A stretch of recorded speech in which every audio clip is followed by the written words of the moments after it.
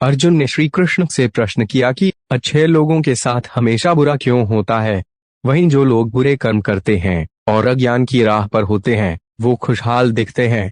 श्री कृष्ण ने इसका जवाब गीता में दिया है। श्री कृष्ण ने अर्जुन को जवाब देते हुए समझाई ये बात कि लोगों को उनके कर्मों का फल हमेशा मिलता है। गीता सार, आपने महसूस किया होगा कि जो लोग अच्छे कर्म करते हैं वो परेशान रहते हैं, वहीं जो बुरे कर्म करते हैं वो खुशी से रह रहे होते हैं। अच्छे कर्म करने वाले परेशान होते हैं कि आखिर उन्हें इतनी परीक्षा क्यों देनी पड़ रही है, जबकि जो अधर्म की राह में हैं वो खुश हैं और जिंदगी का लुत्फ उठा रहे हैं। अगर आपके मन में भी ये सवाल आया है तो आज हम आपको इसका जवाब देंगे। ये जवाब वो है जो भगवत गीता में लिखा है और श्री कृष्ण ने अर्जुन को दिया था।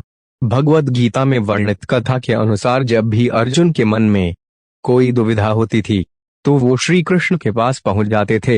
एक बार की बात है, अर्जुन ने भगवान श्री कृष्ण के समीप आकर कहा कि वो दुविधा में हैं और इसका जवाब वो श्री कृष्ण से चाहते हैं। श्री कृष्ण ने पूछा कि क्या सवाल है। अर्जुन ने कहा, मुझे ये जानना है कि अच्छे लोगों के साथ हमेशा बुरा ही क्यों होता है, वहीं बुरे लोग खुशहाल दिखते हैं। अर्जुन के मुंह से ऐसी बातें सुनकर श्री कृष्ण मुस्कुराए और कहा, मनुष्य जैसा सोचता है और महसूस करता है वैसा कुछ नहीं होता है, बल्कि अज्ञानता की वजह से वो सच्चाई नहीं समझ पाता है। अर्जुन उनकी ये बात समझ नहीं पाए। इसके बाद श्री कृष्ण ने क्या कहा वो जानते हैं।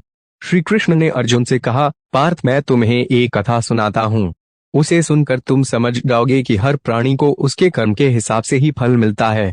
प्रकृति हर किसी को अपनी राह चुनने का मौका देती है। अब वो मनुष्य की इच्छा पर निर्भर करता है कि उसे धर्म की राह चुनी है या अधर्म की। कथा शुरू करते हुए श्री कृष्ण ने कहा, एक नगर में दो पुरुष रहा करते थे। एक पुरुष व्यापारी था जिसके जीवन में धर्म की बहुत महत्ता थी। वो पूजा पाठ में यकीन रखता था। वो हर रोज मंदिर जाता था और दान धर्म भी करता था और हर रोज भगवान की पूजा करता था।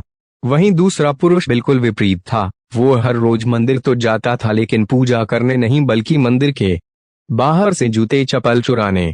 उसे दान और धर्म से कोई लेना देना नहीं था। समय बीता गया और एक दिन बहुत जोर की बारिश हो रही थी।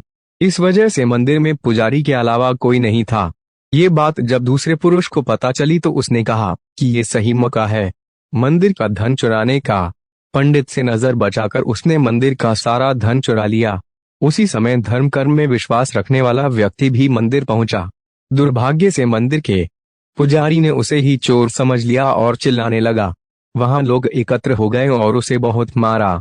किसी तरह वो बचते बचाते वहां से निकला, लेकिन दुर्भाग्य ने उसका साथ वहां भी नहीं छोड़ा। मंदिर के बाहर वो एक गाड़ी से टकरा गया और घायल हो गया। फिर वो व्यापारी लंगड़ाते हुए घर जाने लगा तो रास्ते में उसकी मुलाकात उस पुरुष से हुई जिसने मंदिर से धन चुराया था। उसने कहा, आज तो मेरी किस्मत चमक गई, एक साथ इतना सारा धन मिल गया। ये सब देखकर उसे बहुत बुरा लगा और उसने अपने घर से भगवान की सारी तस्वीरें निकाल दी। कुछ सालों बाद दोनों पुरुषों की मृत्यु हो गई। मरने के बाद जब दोनों यमराज की सभा में पहुंचे और भले पुरुष ने दूसरे व्यक्ति को देखा तो उसे बहुत गुस्सा आया।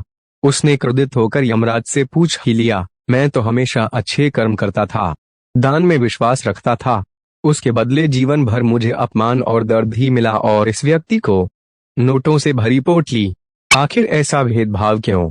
इस पर यमराज ने कहा, पुत्र, तुम गलत समझ रहे हो। जिस दिन तुम्हारी गाड़ी से टक्कर हुई थी वो दिन तुम्हारे जीवन का आखिरी दिन था, परंतु तुम्हारे अच्छे कर्मों की वजह से तुम्हारी मौत सिर्फ एक छोटी सी चोट में बदल गई। तुम इस दुष्ट व्यक्ति के बारे में जानना चाहते हो। दरअसल इसके भाग्य में राजयोग था, मगर इसके कुकर्मों और अधर्म की वजह से वो सिर्फ एक छोटी सी धन की पोटली में बदल गया। कथा सुनाने के बाद श्री कृष्ण अर्जुन से कहते हैं, पार्थ, क्या अब तुम्हें तुम्हारे सवाल का जवाब मिल गया? ऐसा सोचना कि भगवान तुम्हारे कर्मों को नजरअंदाज कर रहे हैं, ये बिल्कुल भी सत्य नहीं है। भगवान हमें कब क्या किस रूप में दे रहा है मनुष्य को समझ में नहीं आता है, मगर आप अच्छे कर्म करते रहें तो भगवान की कृपा हमेशा बनी रहती है। इसलिए अपने अच्छे कर्मों को बदलना नहीं चाहिए, क्योंकि उसका फल हमें इसी जीवन में मिलता है। इसलिए मनुष्य का फर्ज है कि वो हमेशा अच्छे कर्म करता रहे, क्योंकि श्री कृष्ण ने गीता में भी बताया है कि किसी के द्वारा किया गया कर्म बेकार नहीं जाता है, चाहे वो अच्छा हो या बुरा।